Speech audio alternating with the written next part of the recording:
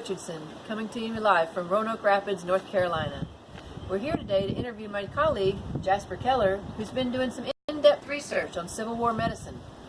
So tell me, Jasper, what was it like during the Civil War in terms of how did they treat the wounded? Back then they had very basic antiseptics such as poke root solution, but they didn't really know much about infection, so that was a very big problem for them. And would the infection lead to problems for the soldiers?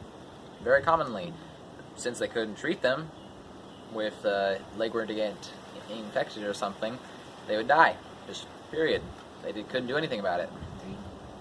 There was a study shown that for every one soldier that died of a bullet wound in the gut, there were 3 soldiers who died of diseases or infection. Oh my goodness. So if they had the antibiotics that we have today, fewer people would have died. Correct. What about surgery? Did they perform surgery during the Civil War? Yes, they did, but with very primitive tools, mostly saws and knives or whatever was available. And what were they doing with those saws and knives? Amputations. Very basic, but still amputations. There were also bullet wound removals.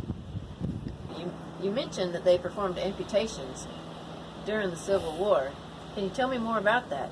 It seems like a pretty advanced surgery for something happening at that time period. What was it like? Most surgeons would work in barns or homes or tents that the military had commandeered from townsfolk.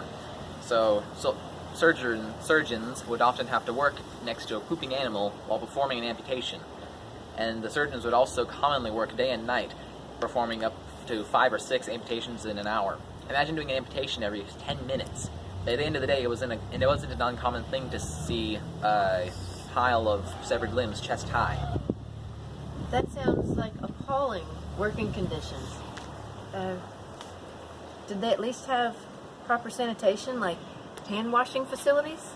They didn't really do that back then. The germ theory was known, but they didn't really think of it that much. They didn't really wash their hands much.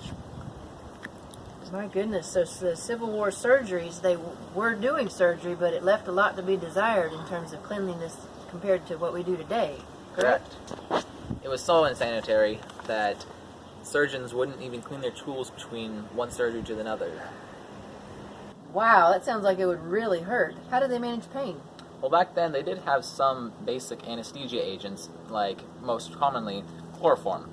They also had painkillers, such as morphine, commonly used opioid use still today, and they did have antiseptics, such as quinine and poke root solution. Whiskey was also used as a painkiller to get people plastered so they wouldn't feel as much pain, and sometimes was even used to help treat wounds for some reason. It's shocking that such complex surgeries were taking place in the field. Did they have any actual physical hospitals? There were very few.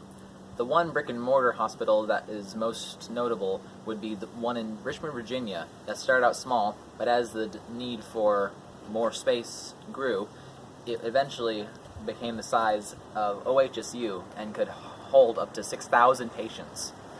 Wow, that's a big hospital. And a lot of people being treated. Jasper, I really appreciate you sharing your knowledge with me. I learned a lot about Civil War medicine. Thanks so much. I think that's about all the time we have for tonight. Bye!